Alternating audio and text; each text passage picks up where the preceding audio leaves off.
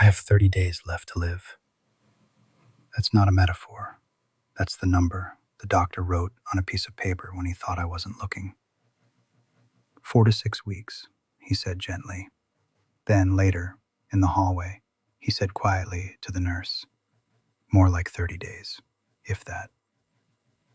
People always say, if I had a month to live, I'd travel the world, I'd skydive, I'd do something crazy. I'm here with 30 days on the clock to tell you that's not how it goes. That's not what matters. And almost everything you are worrying about right now is a complete waste of the life you still have. No one tells you this. Not the movies, not the motivational speakers, not your live your best life influencers. They talk about bucket lists. I'm going to talk about truth.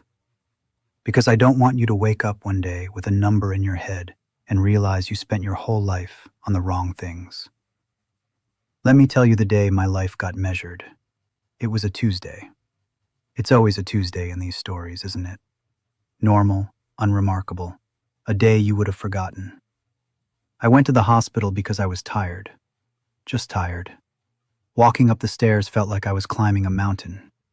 I thought I needed vitamins, maybe a new diet, more sleep. They did just a few tests. Then, a scan, just to be safe. Then, we'll keep you overnight, just to observe. By Wednesday, there was a word in the room. Inoperable. By Thursday, there was a sentence. Months, not years. By Friday, there was the number. 30 days. Do you know what the strangest part was? Nothing felt different. The same ugly tile on the ceiling, the same buzzing fluorescent light, the same body I'd been walking around in for decades, just with a new label attached. Expiring. Everyone else's faces did the changing. My daughter cried like a child even though she's 42. My son stared at the floor like if he didn't look at me, it wouldn't be real. The doctor did that thing where he talks too softly and too slowly, as if lowering his voice makes the words hurt less. But inside my head, a single sentence kept repeating, loud and clear. So this is it. This is how it ends. And then, before the fear, before the sadness, something else came. Regret. Not about dying, about how I'd been living. You think when you get news like this, your mind will go to the big things. The trips you didn't take, the promotions you didn't get, the random dreams you never chased. Mine didn't. Do you know what came first? The time I hung up on my mother because I was busy. She died 3 weeks later. I never called back. The time my friend invited me to his wedding overseas and I said, I can't. Work is crazy. And then spent that weekend answering emails no one remembers now. The nights I lay next to my partner, scrolling through my phone while they talked, nodding at the right times, already forgetting every word they said. Death strips away all your justifications. You see your excuses for what they were. Cowardice dressed up as responsibility. Fear disguised as practicality. Distraction pretending to be stress. I spent years saying, I'll slow down once this project is over. This quarter. This year. After the kids are older. After we're more secure.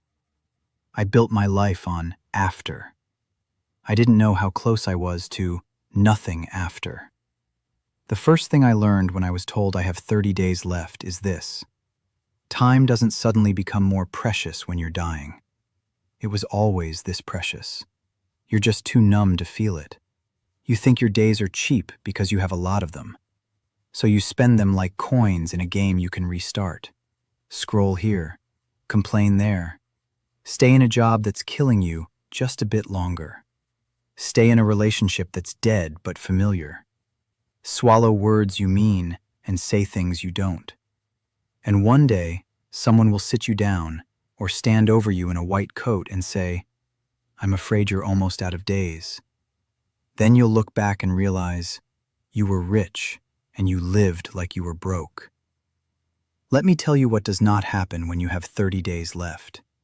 You don't suddenly turn into a superhero. You don't write a novel overnight. You don't fly to every country you've ever dreamed of. You're tired. You're in pain. The body you took for granted is now your full-time job. When I first heard a few months, I thought, I'll make a bucket list. I'll go to Paris. I'll see the ocean again. I'll make every day an adventure. Then I tried to walk to the bathroom without sitting down halfway. The truth is, I don't have the strength to live a movie version of my last 30 days. So instead, I am forced to answer a much harder question. If you can't do all the big, flashy things, what still matters? What is left when achievements, appearances, status, and productivity are completely useless? I'll tell you. People. Not the idea of people. Not networking. Not followers. Actual people.